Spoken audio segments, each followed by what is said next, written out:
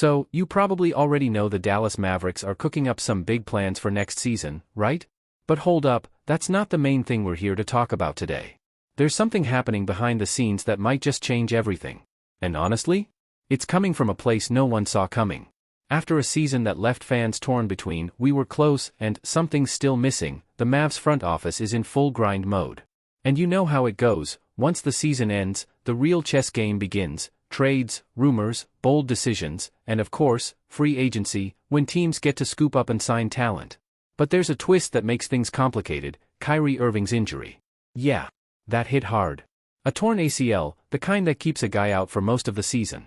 And just like that, Dallas finds itself with a huge hole at point guard. Someone's gotta take over, at least until Kyrie's back in action. You might be thinking, wait, can't Luka handle it? Sure, Luka's a wizard, no doubt. But even he needs some backup. The NBA schedule is brutal, and running the whole show alone? That's asking for trouble. So now the big question is, who's stepping up? And this is where today's story gets interesting.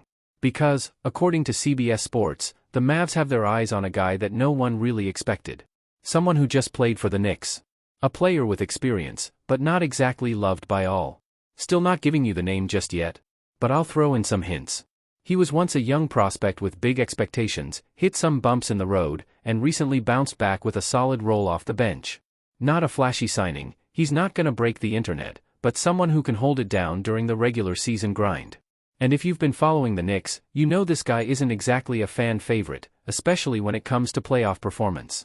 But if the mission is to survive the regular season until Kyrie's back, that's a whole different conversation. Alright, time to drop the name.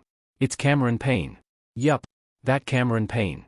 According to reporter Robbie Colland, the Mavs might go after the Knicks point guard. Not to be the guy, but to be that steady hand while Dallas waits for their stars to return. Colland kept it real: if I were the Mavs, I wouldn't make Payne my only signing. But if they can't land a big name, and they're building a committee-style guard rotation, they could do worse than Payne.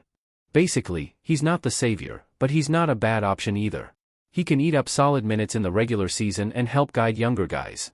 And with Cooper Flagg likely coming in as the #1 pick in the draft, that leadership might go a long way. So yeah, keep your eyes peeled.